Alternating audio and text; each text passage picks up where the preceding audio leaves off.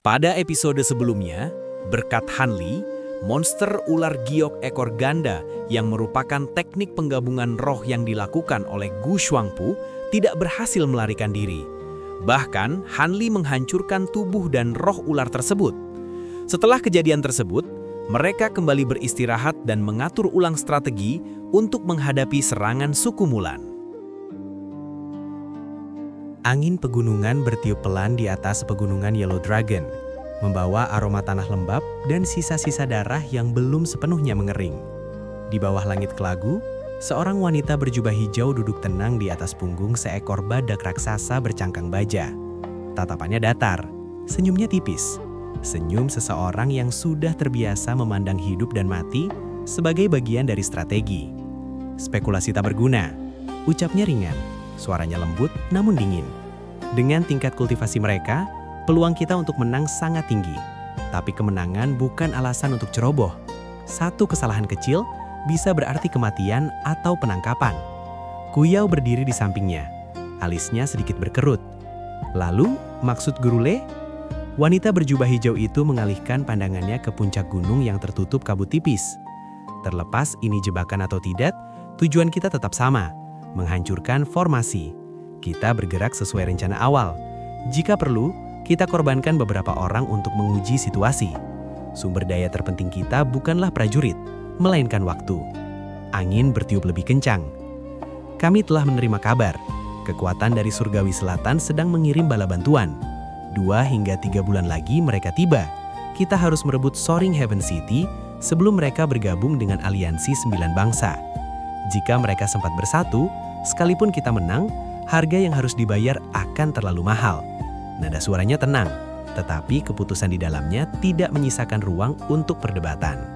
Prajurit mantra tua yang wajahnya layu seperti kayu kering mengangguk perlahan. Baik, kita lakukan seperti yang Guru Le sarankan. Kuyao juga tak menyanggah. Baginya, nyawa prajurit tingkat rendah hanyalah angka dalam perhitungan perang. Wanita berjubah hijau itu menggerakkan bibirnya pelan, mengirim transmisi suara tak terdengar ke suatu pihak. Tak lama kemudian, hampir 100 prajurit mantra berpakaian seragam maju perlahan menuju puncak gunung, dipimpin seorang kultivator tingkat formasi inti. Dari kejauhan, tubuh-tubuh mereka perlahan mengecil menjadi titik-titik hitam, menembus wilayah yang sebelumnya tertutup lautan kabut hijau. Tak ada serangan, tak ada fluktuasi energi aneh, tak ada tanda bahaya. Mereka tiba di puncak gunung tanpa hambatan. Prajurit mantra tua tersenyum tipis. Sepertinya tempat ini benar-benar telah ditinggalkan. Kita bisa mulai pencarian. Dengan tergesa-gesa mundur, mereka pasti meninggalkan banyak barang berharga. Wanita berjubah hijau itu hanya berkata singkat, "Jangan terburu-buru, teruskan pengamatan." Nada suaranya membuat lelaki tua itu menelan kata-kata berikutnya. Di puncak gunung, para prajurit mulai membongkar bangunan setengah terbakar dan memeriksa platform batu giok yang retak. Sesekali terdengar seruan kegirangan saat mereka menemukan batu roh atau material langka yang tertinggal. Tanpa malu, mereka memasukkannya ke dalam kantong penyimpanan masing-masing. Pasukan Mulan terdiri dari berbagai suku. Rampasan perang di luar sumber resmi tambang menjadi milik pribadi penemunya. Keserakahan adalah bahan bakar yang paling mudah menyulut semangat perang. Di luar area gunung, pasukan utama mulai gelisah. Melihat rekan-rekan mereka memanen harta tanpa risiko, membuat hati banyak orang panas. Siapa tahu berapa banyak artefak atau bahan langka tersembunyi di antara reruntuhan itu. Kuyao akhirnya tak tahan. "Guru Agung Le, bagaimana jika..." Wanita berjubah hijau tak menjawab. Matanya sedikit menyipit seolah memandang sesuatu yang tak terlihat orang lain. Suasana mendadak sunyi. Waktu berlalu seukuran 1 cangkir teh. 100 prajurit telah menyisir hampir sepertiga puncak gunung.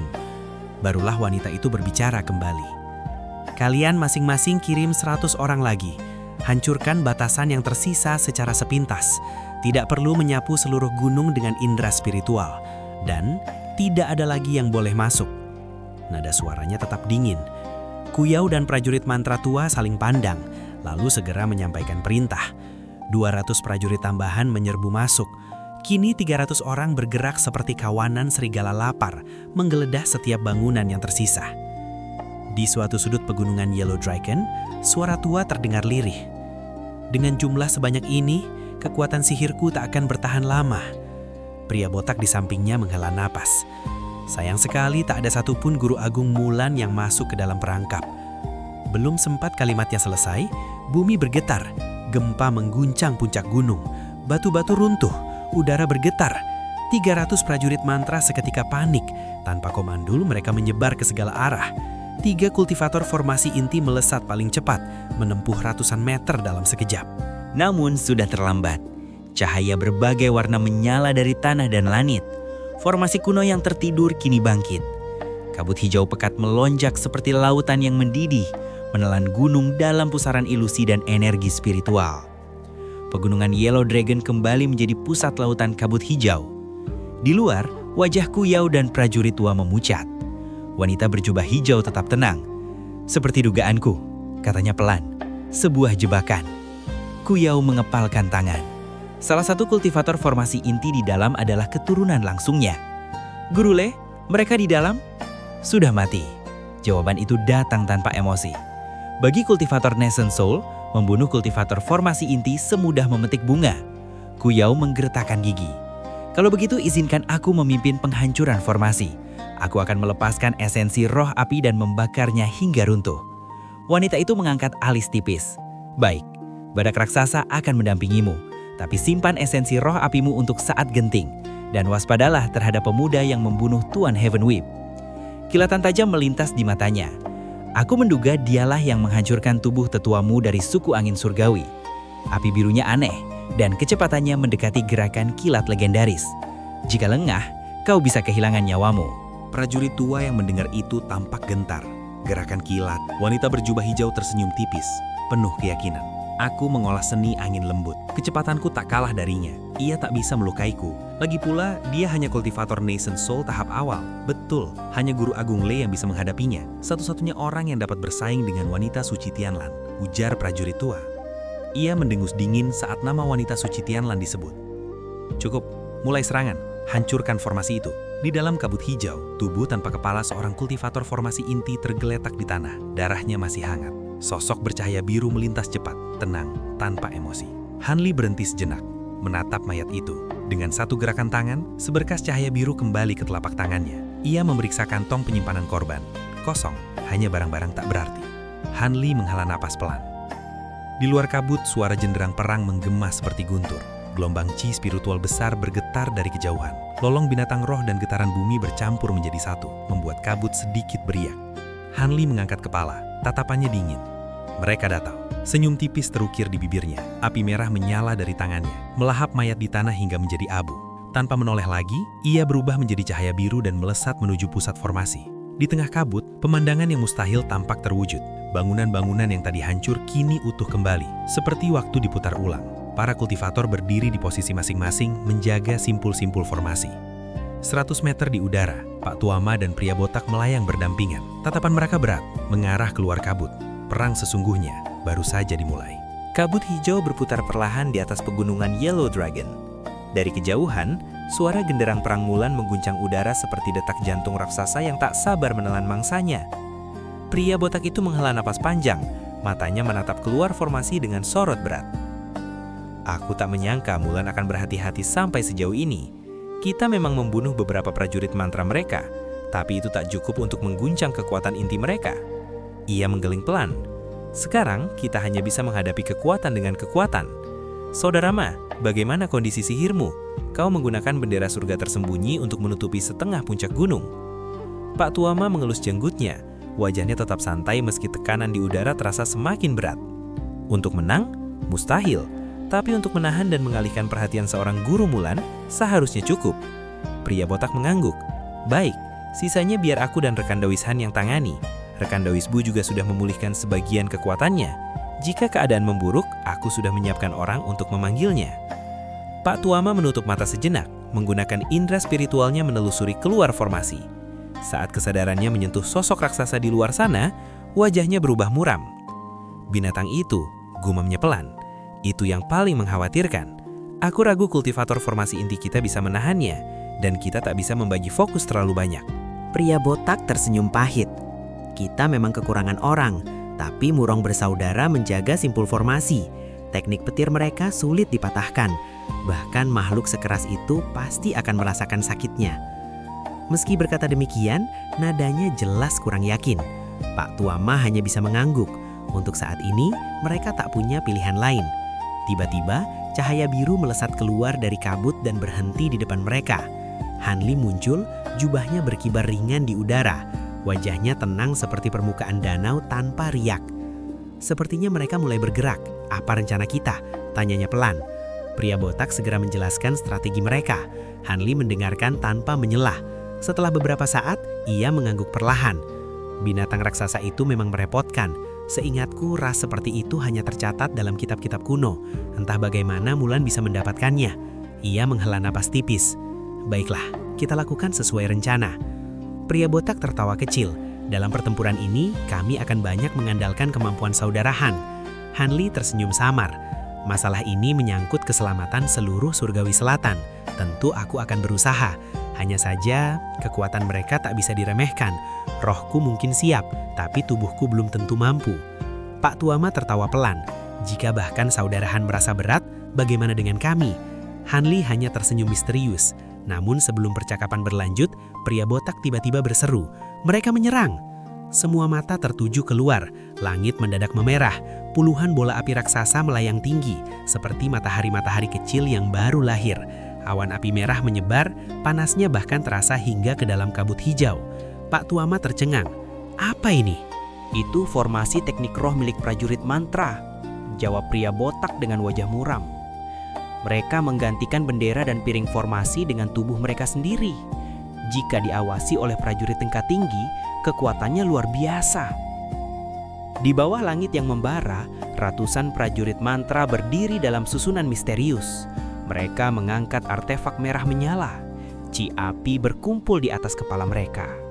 Di pusat semuanya, Kuyao duduk bersila. Rambutnya berkebar liar.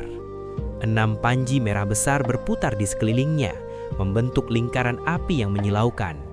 Seekor python api sepanjang 3 meter melingkari tubuhnya. Sisiknya memancarkan cahaya merah seperti magma. "Pergi!" teriak Kuyao. 6 panji meledak menjadi pilar cahaya merah. 6 bola api raksasa terbentuk di udara, masing-masing lebih dari 40 meter. Dalam dentuman genderang perang, keenamnya melesat seperti meteor menuju kabut hijau. Boom! Ledakan pertama mengguncang langit dan bumi. Kabut hijau terbelah. Api setinggi 100 meter meledak ke udara. Gelombang panas menyapu segala arah. Formasi yang dibangun para ahli 9 negara Union bergetar keras. Cahaya hijau dan kuning berkedip tak stabil.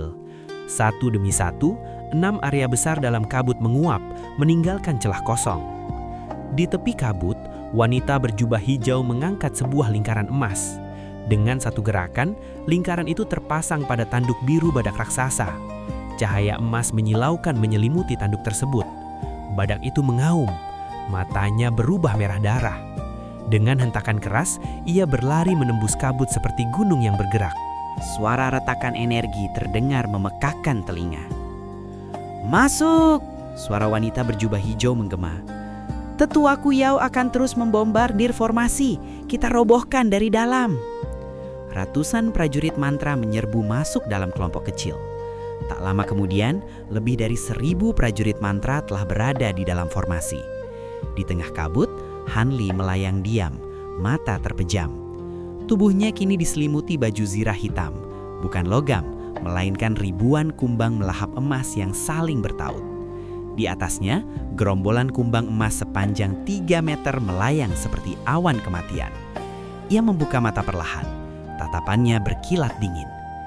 Jadi ada satu Nation Soul tahap menengah di antara mereka, gumamnya. Dan ternyata seorang wanita. Ia menepuk kantong penyimpanan, mengeluarkan seperangkat alat formasi. Dengan gerakan cepat dan presisi, ia menanamkannya di sekeliling area. Silver Moon keluar. Seekor lubah tutih kecil melompat keluar dari lengan bajunya. Matanya bersinar cerdas. Hanli mengeluarkan jaring awan ungu dan sebuah artefak keranjang bunga. Kali ini lawan kita lebih merepotkan dari yang kau hadapi sebelumnya. Jangan memaksakan diri. Jika situasi tak menguntungkan, kita pancing dia ke sini. Gunakan kabut dan formasi ini untuk menyeimbangkan keadaan. Nada suaranya tenang, rasional, tanpa emosi berlebihan. Jika tetap tak cukup, ia berhenti sejenak. Kita mundur, tak perlu mempertaruhkan nyawa demi kesombongan.